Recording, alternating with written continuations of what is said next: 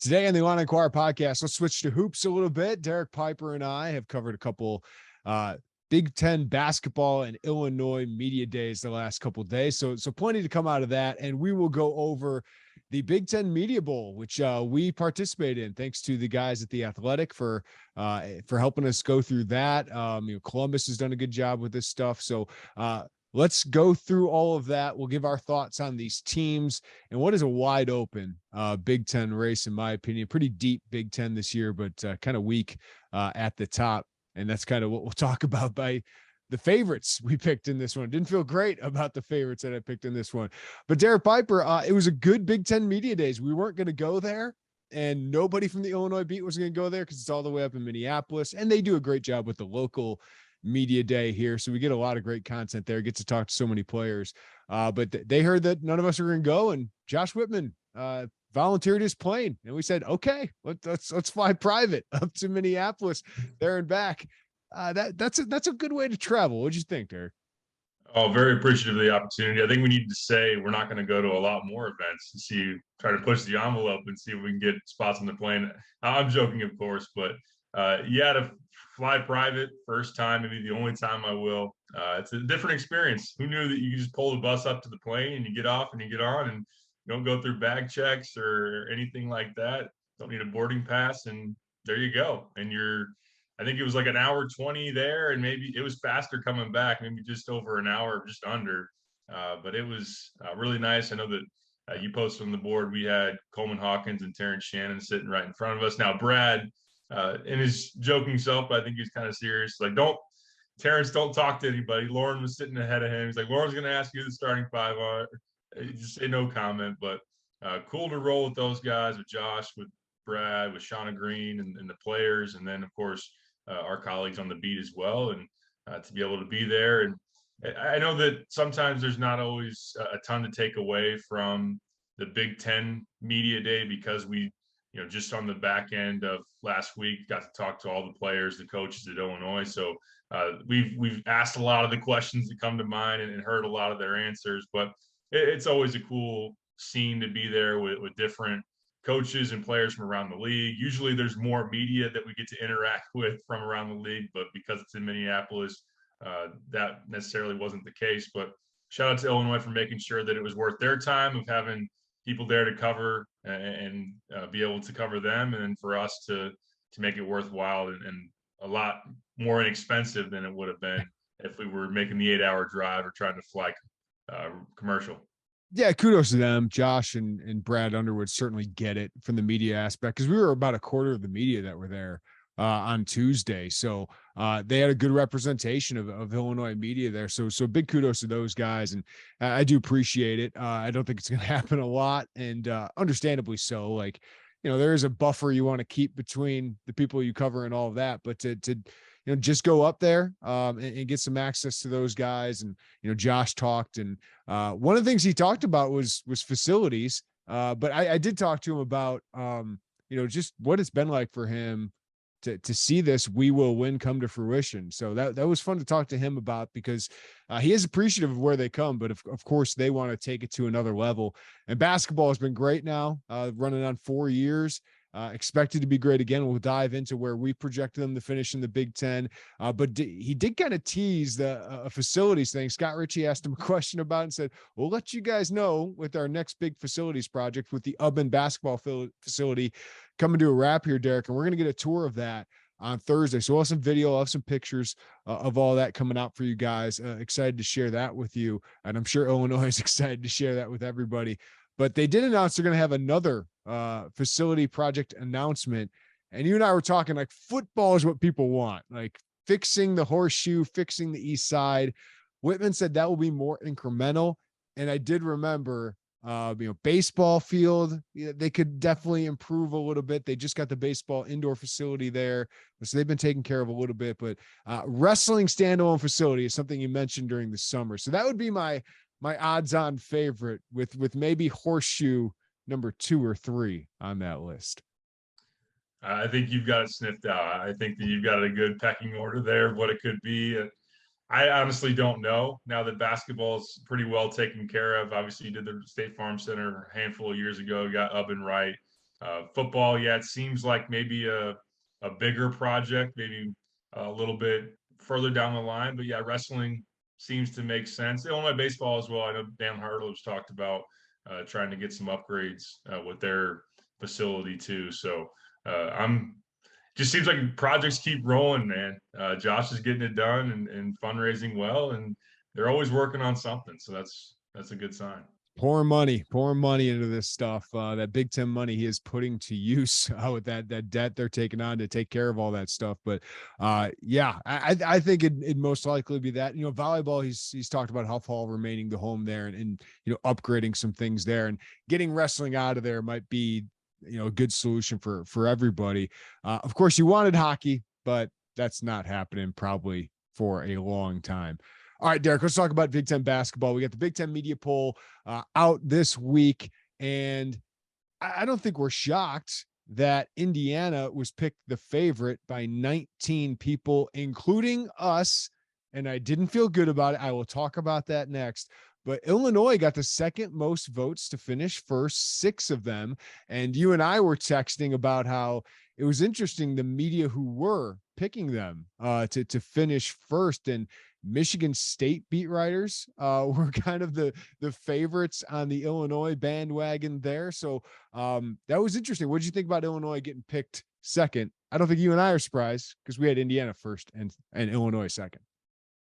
Not surprised. And when you look at Illinois' roster, they're obviously very talented, bringing in 4 top 100 freshmen, 2 of the top transfers in the league, and some breakout candidates in Coleman Hawkins, RJ Melendez. We've obviously talked about that throughout the offseason and leading up to this year. And to your point, we can dive more into it. It's a bit of a step down from where we're traditionally seeing the Big Ten at the very top of the league, usually having a surefire top 10 team nationally. Not sure we're going to see that. We'll find out next week when the AP poll comes out and whether Indiana is in there. But Indiana is the safest bet in my estimation. I'm with you. I don't feel 100% great about it. And there are years where it's easy to pinpoint the no doubt favorite. Now, last year, I know there were I think Purdue and Michigan got twice as many, or they combined for most of the first place votes in comparison to Illinois. And I think we had Illinois in first there. So because of Illinois' questions, because of how much newness there is, because of new play style and some guys needing to step into roles that they haven't been in, and that even includes Terrence Shannon and Matthew Meyer being primary options offensively, I would be hesitant to put Illinois first, and I was. That's why I went with Indiana, because they're a great defensive team. Trace could be the Big Ten Player of the Year. Either him or Hunter are the favorites, and similar narrative for Illinois. If some of their young pieces click, which Jalen Hood-Schifino, Tamar Bates, they've got some talented young guards too. That would just really complement what's a pretty good trio in Trace, Race, and Xavier Johnson for Indiana. Yeah, just to go in, some of these guys who picked Illinois, like 2 of the Indiana beat writers picked Illinois. I found that interesting. 2 Illinois, it was me, us 2, and Scott Ritchie. We combined on the ballot here. We voted for Indiana to win. So I think the Illinois thing, the Indiana guys might be thinking the schedule. I mean, the schedule is far more favorable for Illinois than it is for Indiana. And I do feel I don't feel great about putting Indiana, because they were a 9-11 team last year, and they still have questions about shooters. My biggest thing is they have the highest floor, I think, of any Big Ten team because of the talent. I mean, Race, Trace, Xavier Johnson, you mentioned, but like Tamar Bates, Jalen Hood-Schifino are really talented. Renew is a basically 5-star guy, top 30 guy in the class. Like Geronimo is a really good player towards the end of the year. So if they keep any of that momentum, they should be in the 12 to 15 win range, right? In the Big Ten. It's just, can they find enough shooting? Can Tamar break through? Can Miller Kopp find his stroke again? If those guys can find a way to shoot decently from 3, they're a pretty dang good team. No doubt. And I think that defensively, when they were the number 1 team last year, defensive efficiency in the Big Ten, we've seen it with Illinois teams here in the last couple of years. That helps you defense, experience, cohesion, allows you to be consistent. So, and that's important when you're trying to win a Big Ten title, is to not slip up in spots where you're not supposed to, where Illinois maybe with their young guards, with the fact that they're still going to be trying to put the pieces together. And I think that you can go on and pinpoint different programs as well, like Michigan losing what they lost, Ohio State having so much newness with their team. Indiana could be more of a steady setting presence in the league, but there's no doubt they're going to have to shoot the three better. It would be hard to imagine a team, although I know Wisconsin did it. I don't think it was, maybe it was this past year where they were towards the bottom of the league in 3-point percentage. Then again, they'd have Johnny Davis, and I know that a lot of people think that Wisconsin still had a tinge of maybe not more of flukiness to being a co-champion. But yeah, I've struggled with too, how much do you factor in the schedule? Because I'd be far more comfortable if we're doing like just flat out power rankings and saying who's the best team in the Big Ten right now. I would pick Indiana. I wouldn't feel too bad about it. If you're going to throw in the schedule, the difference in Illinois' schedule versus Indiana is so drastic. And then all of a sudden, if you were saying that that's going to swing the favor to Illinois, I wouldn't necessarily argue with you. Yeah, no, I agree with you. Like, I didn't want to overthink the schedule thing. I at the end of the day, it's probably going to matter, but I just didn't want to overthink it. All right, 3 in this media poll, Michigan at number 3, which we disagree with. We had Michigan 6th because I love Hunter Dickinson. He was my preseason player of the year. Trace Jackson Davis is a phenomenal player, but there's just an edge to Hunter, and he can score. Like, Trace might actually end up scoring 18 to 20 points a game, but I think Hunter could have 25 a game this year. I think he's going to be one of the National Player of the Year candidates. I just got a lot of questions outside of him, man. You lost those 2 freshmen from last year who decided to go on the NBA, Caleb Houston, and forward, escaping my mind there. This is Diabate. Yeah, Diabate. You get Kobe Buffkin, Jet Howard, Terrence Williams, and the transfer Jalen Llewellyn is the projected rest of the starting 5. I got a lot of questions there. Joey Baker comes in. I know they got some talented freshmen, but that losing Brooks, Jones, Houston, Diabate, like, that's a lot. That's a lot they lost with not as great of transfers coming in as Illinois, right? Like, Illinois beat them out for Terrence Shannon. Obviously, Hunter wants to play with them still. If they got Terrence Shannon, I might have them 2 or 1, but they don't. Yeah, I fully agree. If they would have gotten Terrence, and especially if like Diabate would have come back, then all of a sudden that's a team that's probably getting the most votes to win the league. And I would have voted 1. Yeah. Right. And Hunter, in my estimation, Hunter would be the pick for preseason player of the year. I give him a slight edge over Trace just because he's a better shooter, better scorer. And while Trace is a better defender, I just think that, Hunter's going to have to carry a big load, but I do think he's ready for it. Terrence Williams is a breakout candidate, as a guy that's going to take a step into a larger role and had a good finish to last year. You can even throw in Frankie Collins as a big loss for them as well, because he really started to emerge and seemed like he was going to be their point guard of the future. So there are some holes, of course, like Michigan with their recruiting classes, always talented. Jet Howard was a big-time prospect in that top 30 type of range. Taurus Reed out of St. Louis is a pretty darn good player too, that will be a young piece, but in their front court. So it'll be a talented Michigan team, and it might boil down to, is Llewellyn closer to Mike Smith, or is he closer to now the point guard last year's slipping my mind, but there was a big difference. Devontae Jones. Yep. In terms of the production and that step up in competition, where Llewellyn, like Smith's coming from the Ivy League, and we'll see what he can do for them. All right. Michigan State is 4. You and I disagree on Michigan State. We do. Yeah. I would have Michigan over Michigan State. Yeah. I have Michigan State 4th in our poll. I kept it there because I think their guards to wings, Derek, might be the best in the Big Ten. At least the most proven, with the capability of going up another level. I know people around Michigan State are really high on AJ Hogard. Tyson Walker, we see he can score, he can get buckets. Jaden Akins, before his injury, is kind of one of the prime breakout candidates in the Big Ten. And Malik Hall and Joey Hauser are just good players. Can they be the go-to guys? Big questions. The biggest question for Michigan State, which is weird, is their center, and it's Mady Sissoko, Illinois fans' favorite player, given what he did to Ayo Dosunmu. Jackson Kohler is a talented freshman. Trey Howman is a talented freshman.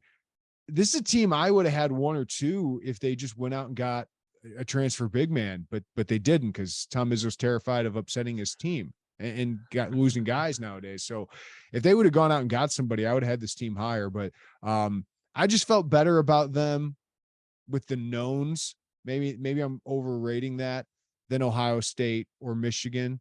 But I do think they're in the same tier as those teams.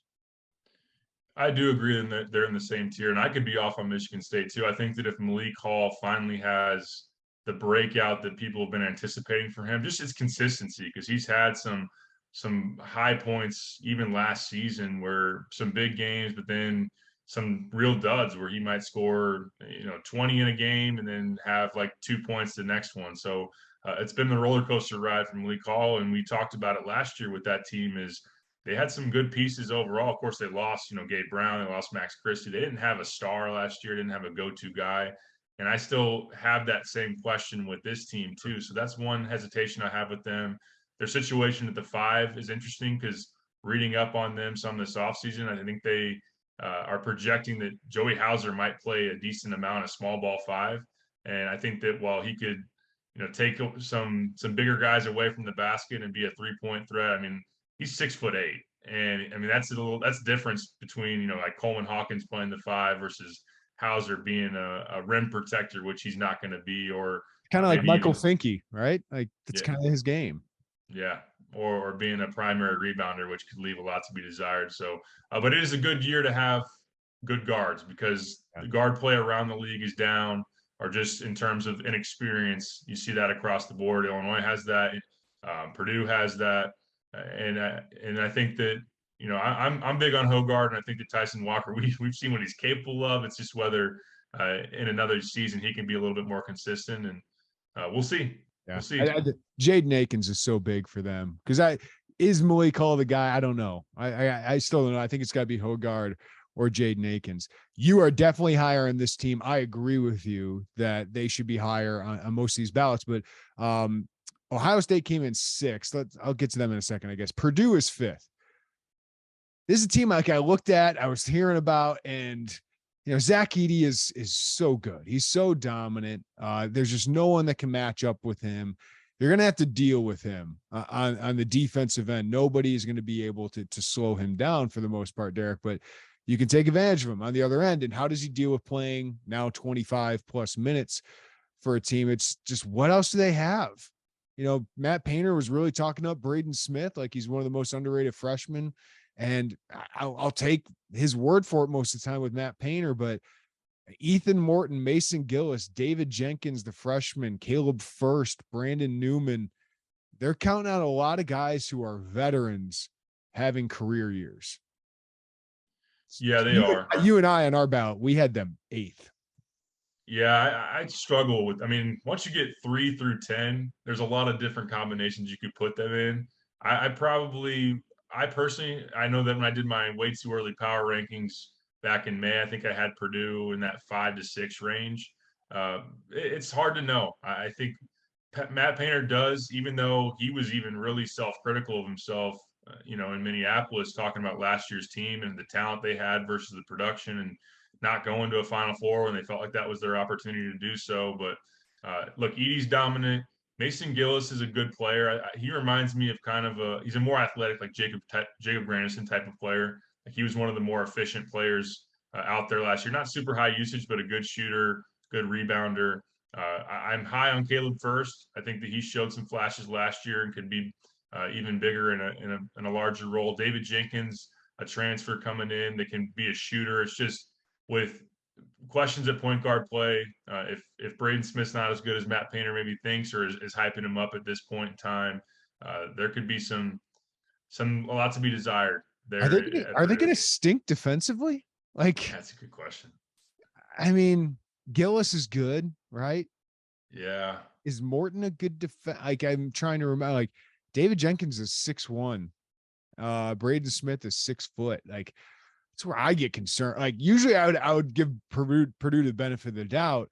And with a guy like Edey, you certainly have a chance there. Like, Brandon Newman is just never. Still have Brandon Newman. He's never broken out, though. You know what I mean? Offensively. So I just got a lot of questions compared to other people. They lost Jaden Ivey, Trevion Williams, Sasha Stefanovic, and Eric Hunter. Like, those are all really, really good players. So maybe I'm wrong. Maybe I'm way too low on Purdue, and they end up being, because there's anybody 1 through 8 that I think can win the Big Ten by the end of this thing. But I don't see it. Maybe they got the breakout guys. Maybe they got the Johnny Davis or whatever it is, and we're just way too. I'm way too low on them.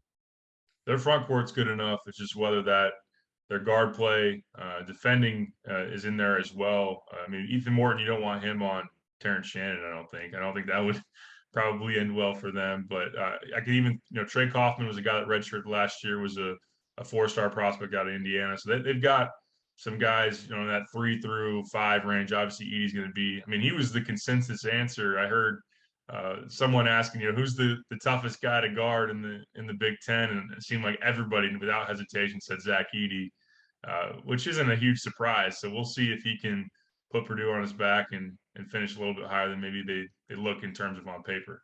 All right, Ohio State is picked to finish 6th. We had them 5th. It seems like the media is higher on these guys than the analytics have said so far.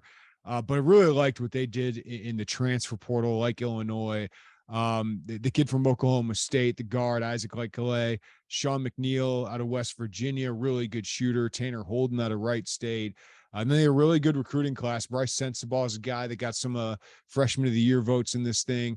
So there's a lot. Bruce Thornton, a guard that should be really good for them as well. They don't return a lot. They lost a lot in EJ Liddell and Malachi Branham and Kyle Young.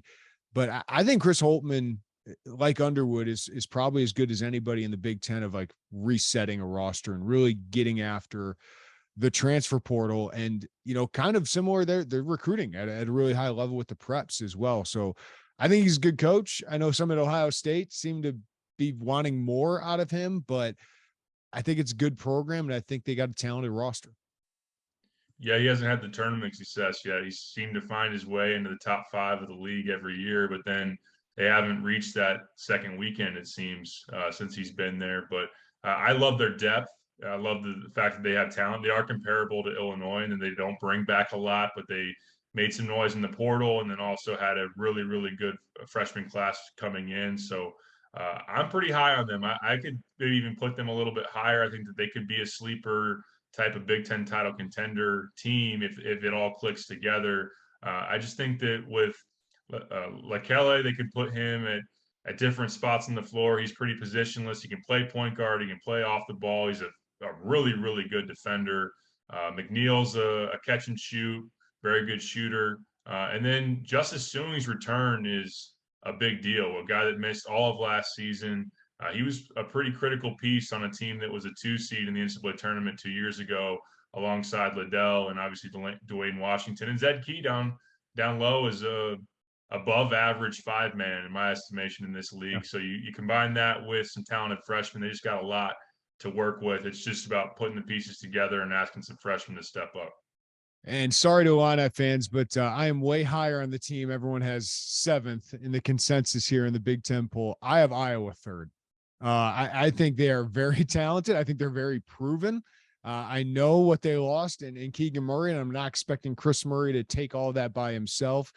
But Tony Perkins is a Brad Underwood favorite. Chris Murray is going to be a draft pick. He's not going to be his brother, but I think he's going to be one of the better players in the Big Ten. Patrick McCaffrey was pretty dang good last season. I think people kind of overlook him. Rebrach is back. He's fine, right, as a post. But I think Peyton Sanford's pretty good, whether you like Connor McCaffrey or not. He's won a lot of games there. Aaron Ewis played really well at the end of the season. And I like their style of play, Derek. They found a way to start defending last year with most of these guys. So I'm way higher on Iowa than the consensus here. What say you?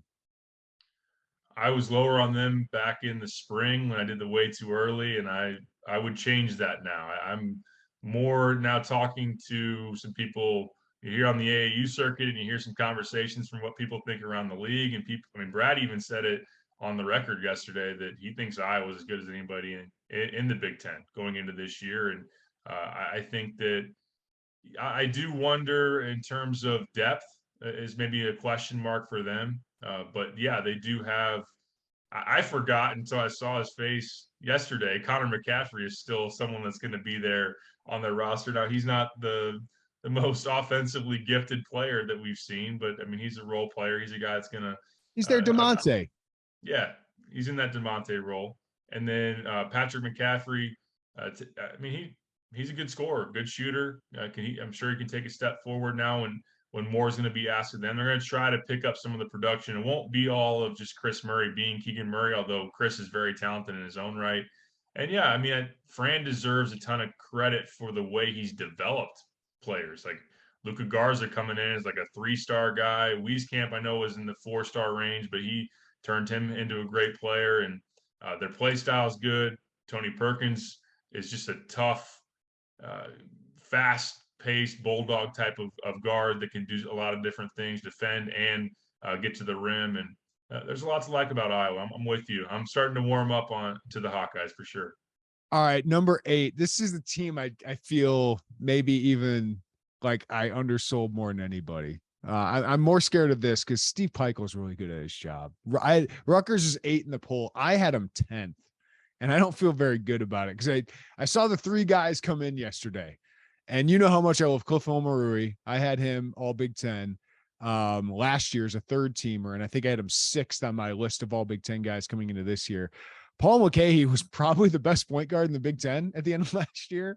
Not a great shooter. Like, he's a good shooter, but not a great shooter. And Caleb McConnell is as good defensively as anyone, obviously Big Ten Defensive Player of the Year, but they lost their 2 scorers. Is this team going to be able to score? Ron Harper Jr. gone. Geo Baker, which I didn't love him as much as others, but he could go get buckets. They need Cam Spencer, the Loyola Maryland transfer, to play really well, but you know they're going to defend. And Omarui is just a freak, Derek. Like, he's going to be one of the best big men in the Big Ten, and you got to like McConnell and Mulcahy. There's just 2 program guys that kind of epitomize what Rutgers has been as overachievers. To Pikiell's credit, they've always been really good defensively, extremely tough to beat at home. And the last couple of years, they've had like a trio of guys that you stack up around the league. I mean, Ron Harper Jr., Jacob Young, and throw in, I guess you could throw in McConnell or throw in another guy in there. They've had some good players. I should say Geo Baker, Jacob Young, Ron Harper, and now when you have Cliff, who, I mean, he owned Illinois at Rutgers, and obviously Kofi was even playing in that game. He's a very athletic, above the rim finisher, good rebounder. He's going to be one of the better players in the league. McConnell's a lockdown defender. Can he be more consistent offensively? That's the big question. And yeah, Mulcahy developed into a pretty darn good point guard, like a guy you put the ball in his hands and ball screens, and had a high assist rate. Also was starting to make mid-range jumpers and put up some double-digit scoring on a regular basis. It's just what's around them to elevate them from being what looks like it could be a fringe tournament team, which has kind of been their lane. And look, they're trying to make the tournament for 3 straight years, to be the first in program history, which would be a big accomplishment for them. It's whether they can, be top 5, top level of the league, and we'll see. But yeah, the 3 guys that showed up yesterday are all legit players, and it does make you wonder if we had them too low. Yeah. It's amazing. Rutgers, they would have made 3 straight NCAA tournaments for the pandemic, right? Just like Illinois. Yeah. So it's what Steve Pikiell's done there. It's one of the best coaches in a great conference, which is saying something given the coaching here. I had them 9th. The media had them 9th, and we're probably going to regret it. Wisconsin at number 9 on this list. Listen, you lose Johnny Davis, who we didn't think was going to be that at this point last year, Derek. I really like Tyler Wall. I had him, I think, the 10th guy on my all Big Ten preseason team. And Chucky Hepburn, everyone loves. I think he's a good player. I still got to see if he's a great one. He'll average double digits this year. But Jordan Davis is now in the lineup for them. I think Steven Crowell will be pretty dang good. I think he was playing really good towards the end of the last year. And Wisconsin does get the benefit of the doubt when it comes to development with these guys. It's just, where's the scoring going to come from? Max Kleesmit is a transfer from Wofford, who they're projecting to start, average 15 points a game last year. But Wall, Crowell, Hepburn is a pretty good spot to start, and probably a team that's going to get into the NCAA tournament. Yeah, I'd be surprised if they don't make the tournament. It's hard putting Wisconsin it's hard to put them too high because they're talent on paper, and it's hard to put them too low because they just do this all the time. I mean, how many times have you looked at their roster and like, they're okay, and then they finish top 5 in the league, and that's kind of their MO. But I'm with you. I think Tyler Wall's going to have an awesome year. Like, he's such a great player on the basket with his footwork, and he's going to rebound. He's going to have a tremendous year. I'm not as high on Hepburn as some. I know that in the Almanac by Field 68, apparently coaches picked him as the breakout player in the league. I would probably put some other guys in that mix as well. I think that the Athletic even had him second team All Big Ten. I don't know about that one too, but yeah, he's a good player. He's solid. He knows how to use the bank shot. I know, not intentionally, but yeah, he's good. Cleesmith, good shooter, and that gives him another offensive weapon. And yeah, I think Stephen Crowell is solid. Well, some might just say, "Did you see what Kofi did to Wisconsin last year?" I mean, there's not a ton of Kofis. I don't want to see it, if it's Crowell versus Edey, but then if it's Edey against probably pretty much anybody other than Hunter Dickinson and maybe, well, he probably will beast Trace a little bit too. But yeah, Wisconsin tournament team, we'll probably sit there and say, oh yeah, we had them 3, 4, 5 spots too low, but that's just kind of what happens. Yeah. All right. This team I am way higher on than probably anybody in the consensus. Maryland is picked to finish 10th in the league, and that's certainly possible, Derek. They don't have much depth. They did lose, Fats Russell, Eric Ayala, Kudus Wahab. Not a bad team though, right? And now I feel even better about Kevin Willard after his crab cakes comments. I just thought he was great at Big Ten Media Days. Seems like a fun dude to play for. But I think Julian Reese is one of the breakout candidates. 6'9", big guy, athletic, can shoot. Dante Scott, Illinois fans probably have more respect for than anybody. I think he can be one of the best players in the Big Ten. Hakeem Hart, long, athletic on the wing. And then they've added 2 transfers to their backcourt who I think are going to be good in the Big Ten. Jameer Young and Don Carey. Carey from Georgetown, Jameer Young from Charlotte. And Young put up huge points, kind of like Fats Russell. So I love their starting 5. I do not like the rest of their roster. I don't like their depth. But I think that starting 5 is almost as talented as anybody's in the Big Ten. And I think Kevin Willard's a pretty dang good coach. So what do you think about Maryland being picked 10th here? We had them 7th. Yeah, for those same reasons, I've kind of pinpointed them as a sleeper team in the league. I think they'll be a tournament team and have a chance to really overachieve if they don't have any injuries or huge foul trouble issues. And if somebody on that bench in that second rotation, which honestly, full transparency, I can't really name anybody that's even going to come off the bench for Maryland. But that starting 5 is pretty darn good. Dante Scott's one of the better front court players in the league. I think Julian Reese is primed for a breakout. He showed some flashes last year, and he's athletic. I think that he's someone that is definitely going to surge now here as a sophomore. And then Jameer Young is a bucket getter. Donald Carey is a very good spot-up shooter. And Hakeem Hart, he was like a 10-point per game type of guy last year on a bad Maryland team. Right. And I know that I forgot who said it yesterday. Someone needs to score even on bad teams. So I think it was Matt Painter. But yeah, Hakeem Hart is a 2-way type of guy on the wing, can score it a little bit, can defend. And yeah, Willard's a good coach. And I think that this is the start of Maryland's resurgence. I think that Maryland's going to make some noise here in the next couple of years. And I'm definitely buying stock on them. They're kind of doing the Illinois and Maryland are such similar jobs in both football and basketball because of where they are, the recruiting territory, but there's also pressure in recruiting at those places. But I think Kevin Willard was always the logical fit. And I think he's a good fit. All right. The bottom 4, I think everybody has them there. I mean, Penn State's been kind of a, sneaky pick for people. Is it maybe a top 8, top 9 team? We both had them 11. And I think Shrewsbury is a really, really good coach.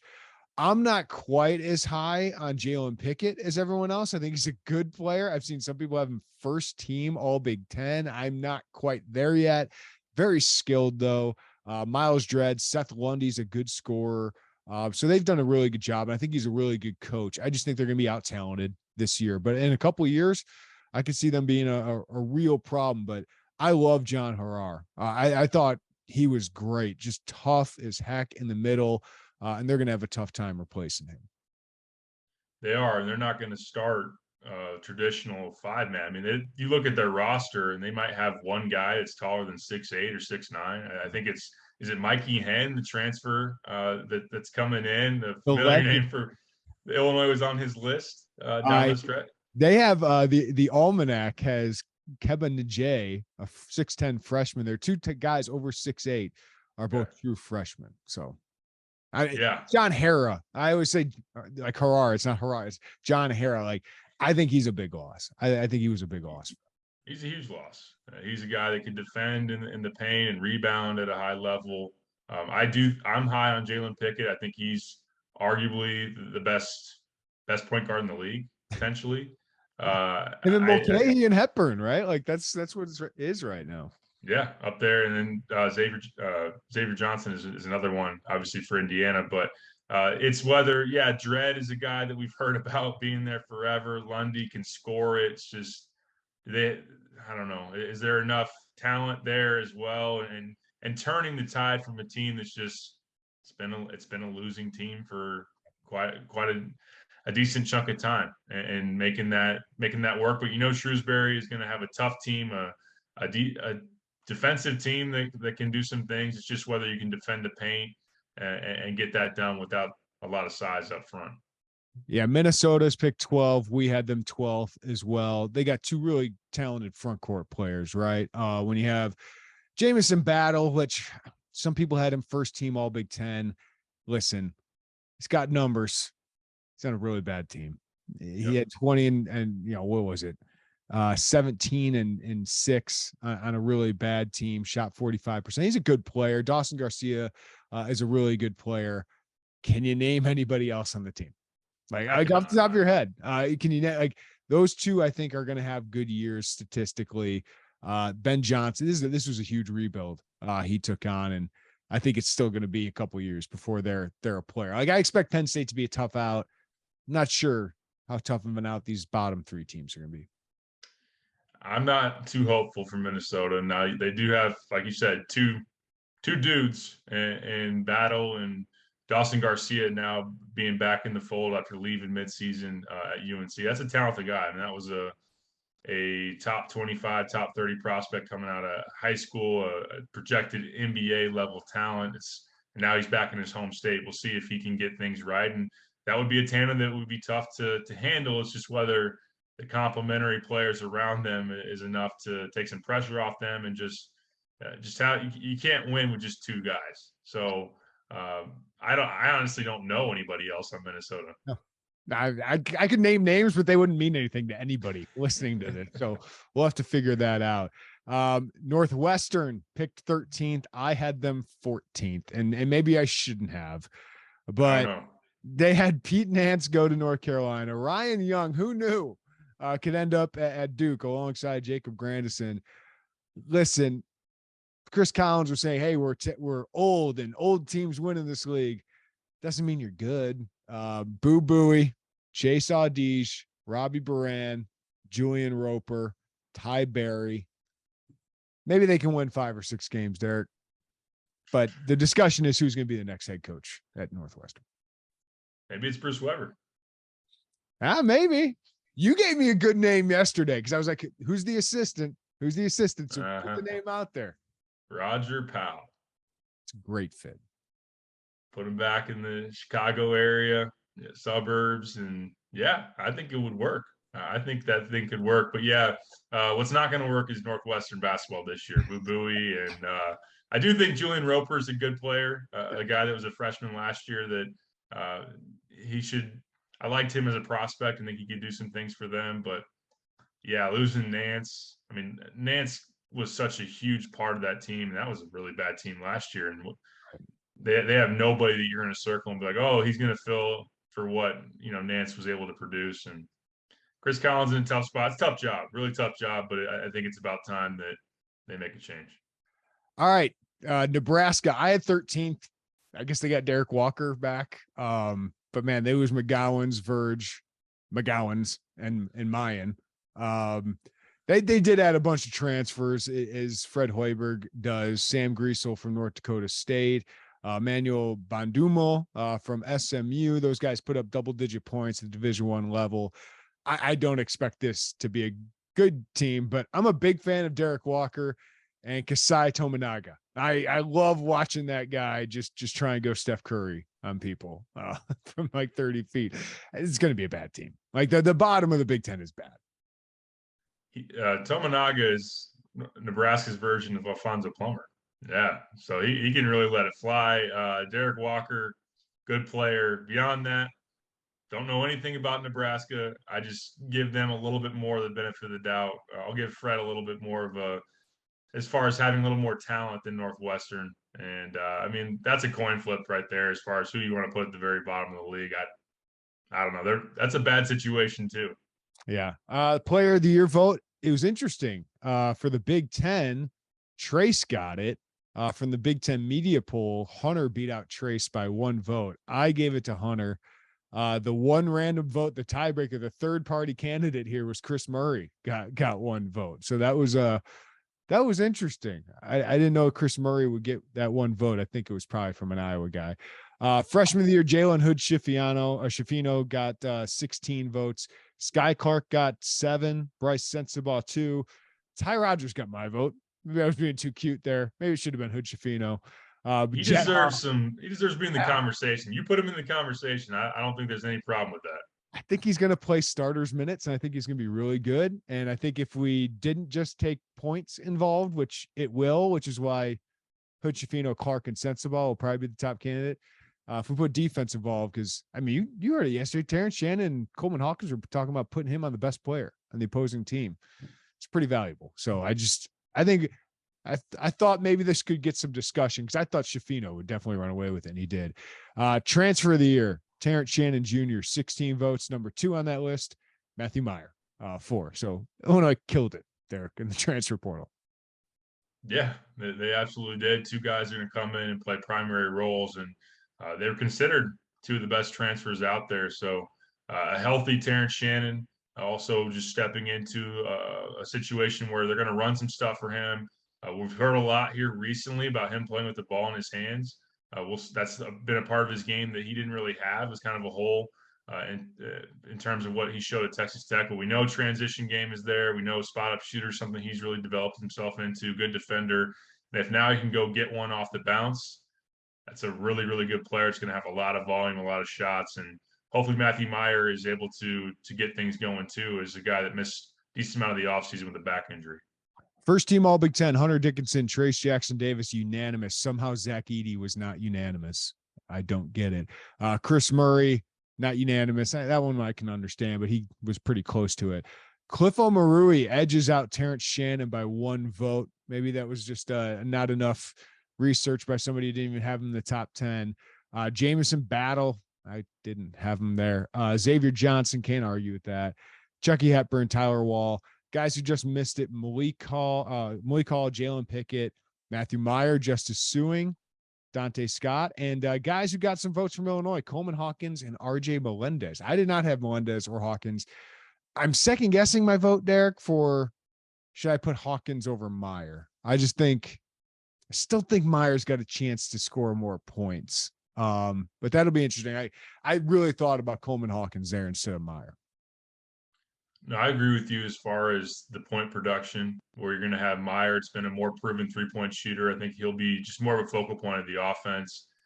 Coleman could start to have some higher assist totals here. You're hearing about, putting the ball in his hands on the perimeter and letting him do some things as far as setting some guys up. And if you're going to take into account, which sometimes the counting stats seem to outweigh a lot, but Coleman can really defend.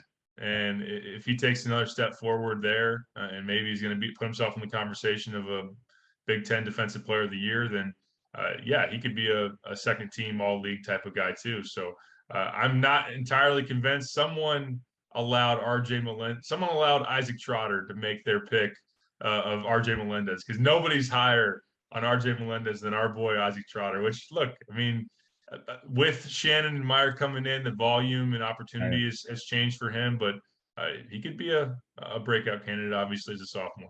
Yeah. So just to repeat, our ballot was Indiana, Illinois, Iowa, top 3, Michigan State, Ohio State, Michigan, 4 through 6, 7 through 10, Maryland, Purdue, Wisconsin, Rutgers, and then the bottom 4, Penn State, Minnesota, Nebraska, Northwestern. I had Hunter Player of the Year, Rogers freshman, transfer Shannon, Hunter, Trace, Edie, Murray, Shannon, first team, Cliff, Xavier Johnson. I didn't feel great about it there because I remembered early season Xavier Johnson, but late season Xavier Johnson was pretty good.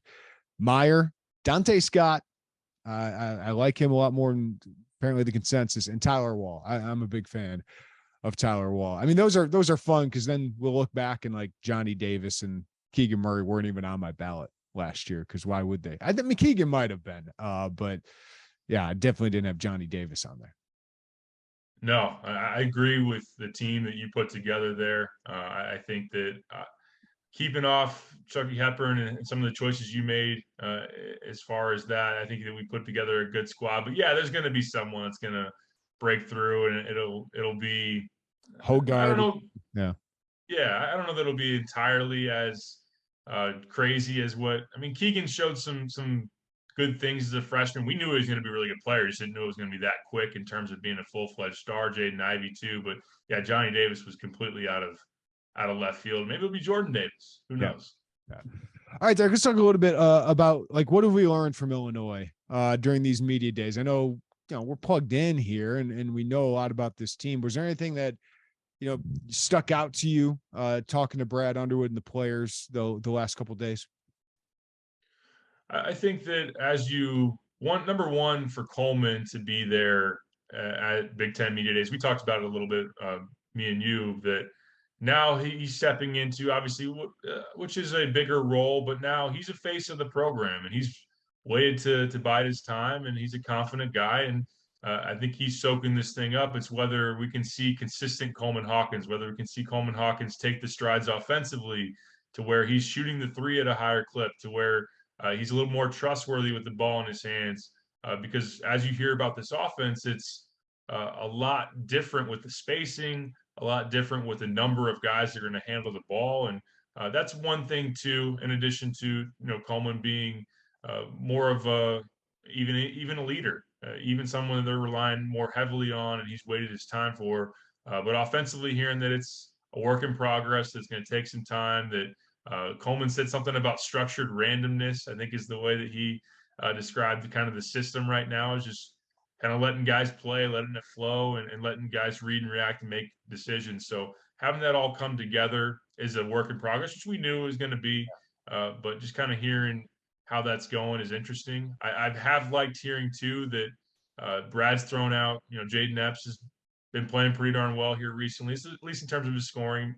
And look, I know that sometimes we have coaches just trying to hype their guys, have them confident and everything. And Jaden, just like Sky Clark's going to have to prove himself and limit turnovers and mistakes as a freshman. But I keep going back to freshman guard play, and I think that that's a big deal, that you're starting to hear some positive things about those guys. I think you hit the nail on the head with Coleman Hawkins. Let's go back to April, shall we?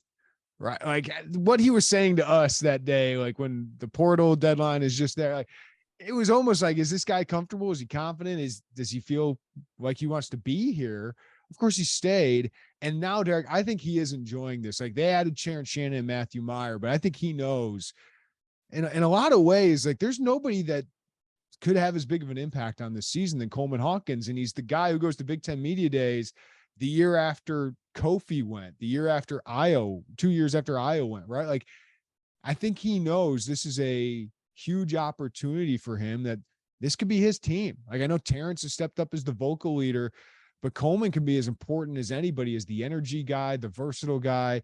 And he can determine a lot of what they do, both offensively and defensively. And I just think like he's matured a lot. Like I talked with him one-on-one about his defense. Like he seems as focused on showing that side of the ball because he knows that's where his money can be made than offensively, which is kind of what I've kind of want to hear from him. And it just seems like he knows what he has to do this year to make the leap to the NBA. And it's all stuff that helps his team. So he's admitted, like, man, I was selfish last year. I got down in the dumps because I thought I should have been playing over some guys, and I wasn't. But he learned from that, and he got better through that. And he really, at the end of the year, Derek, it was Kofi and Coleman as your top two players on that team. So I think going through that and coming out of the other end better is the best case scenario for Coleman Hawkins and for Illinois going into this year. Absolutely. And he took some hard coaching. He went through some of just the maturity process of being a younger guy and being hungry and wanting to get out there and feeling like, from a talent perspective, I mean, he's been one of the more talented players Illinois has had, just in terms of the number of skills that he has. And you also look at his athleticism, his mobility and everything. It's just been waiting for a chance to get that opportunity, where Illinois had a ton of veterans. Illinois had a ton of cohesion, and now it's opened up to where we saw it down the stretch last year, where Brad trusted him a little bit more and saw the value of having him out there from a defensive standpoint in particular, and now to where he's one of the focal points of this team. And it's a big prove it time when you see his name on ESPN's projected NBA draft for next summer, and just all the opportunities there in front of him. It's a time for him to prove that he's been worthy this whole time, and excited for Coleman now to see that opportunity, that he stuck it out. And look, there's a ton to like about what he brings to the table. I am curious too, because one thing I asked him, they kept saying Zach Edey's gonna be the hardest dude to guard in the league. It's like, I know you won't guard him alone, but Coleman guarding more fives this year is going to be interesting too. Guarding Zach, guarding Trace, guarding Hunter, but we all know that trapping the post is an option, and Houston did that pretty well. Yeah, they'll go the Houston way. Like, he was asked, how do you guard Edey one-on-one? He goes, I don't think I'm going to have to do that. He goes, if I'm asked to, I'll try my best. But yeah, they're going to do the Houston thing, which is what this is all about. Like, I don't think winning the Big Ten, like, it matters to them. It doesn't matter as much as it did last year. I don't think, like, they want to be as good as possible getting to the NCAA tournament. I wanted to bring up, like, the player you're buying more now after hearing from people. And not that I just talked about voting for this guy all Big Ten. Like, Terrence Shannon, I feel like is going to have an even better year than the way they're talking about him. Derek, you just did a big story on him. The vibes we're getting about how good TJ Shannon is going to be this year is, I keep mentioning, like, I was trying to find comps and I finally settled on James Palmer and Teran Petaway, like that kind of big bodied wing who can just do a little bit of everything.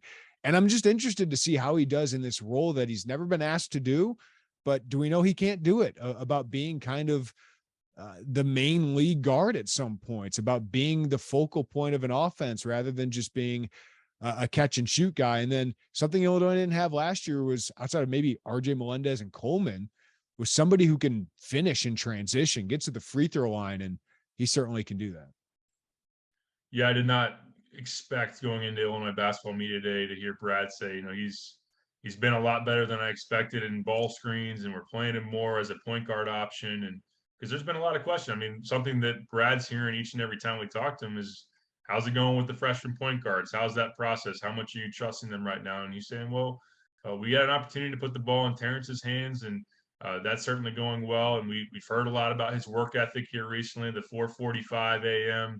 workouts and getting 100 shots up as far as makes per day. And I was really impressed by him and kind of where his mind is at, his work ethic, how driven he is going into this year. He knows what's at stake as far as proving himself for the NBA. And he's a very gritty competitor and someone that's taken on, as soon as he arrived in Champaign, the leadership role, and willing to call some guys out, willing to push some guys, willing to help the young guys. They needed that. They needed to someone to continue the culture of what Brad's built. And I think that Terrence is probably the one that is continuing to raise the stock for sure.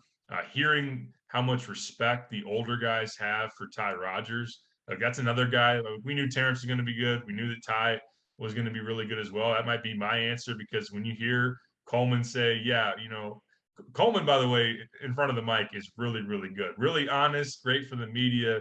He's just sitting back and like, we might save Terrence for the offensive end by putting Ty on the best player on the other team. I mean, say that about a freshman is a big deal. He's going to be good if he wants to do media stuff. He'll be great. Like, if he wants to do that, because he says stuff, man. Yeah. And one thing that Coleman did bring up was Ty's got to be a little bit more confident in his jump shot, a little bit more consistent there. We all knew that, but even when I was talking to Terrence on Friday, I mean, for him to be like, Ty's kind of a beast. Like he's kind of been that as soon as he showed up. So, and I'll throw my guy. I've had some stock in Jaden Epps for a while, and I'm glad I don't have to be too worried about that. Look, again, he's got a lot to prove, but the fact that Jaden's a bucket, and you know, I'd heard some things over the summer about turnovers and how much can you put the ball in his hands, but it sounds like he's playing well and is taking some good strides. And shameless plug, I'm gonna have a story on him pretty soon, so I'm buying him too. Yeah, I'm gonna have a story on Dane Danger, and I was told something I cannot put in my story. But it was basically don't cool off the Dane Danger hype too much. But I do think it's a good spot of where, you know, the rotational big 10 to 20 minutes, whatever it is, but they're still high on what he can bring, you know, to the entire team, both on the offensive and defensive side. So it's just it's a fun roster with a lot of pieces, and how it all fits together, Derek, is going to be fascinating. Brad Underwood does feel very confident, it seems like, in what they'll do defensively. And why wouldn't you? When you have Shannon, Melendez, Meyer, Hawkins, Rogers, Danger, all those guys should be pretty good defensively. Maybe not Danger as good as some of those other guys, but, you know, Sky Clark, Jaden Epps certainly going to have some issues maybe off defensively at some points, but that's not their job. But 2 through 5, you should be switchable, versatile, in passing lanes. Rebounding will be key for this group, and I think it's why Ty Rogers is going to play a lot. He sounds like the best rebounder on this team, but it's not a surprise that they're ahead defensively more so than offensively. And offensively, I know they don't practice as much leading up to the season as they do defensively, but offensively could have some issues in the early going, just figuring this all out.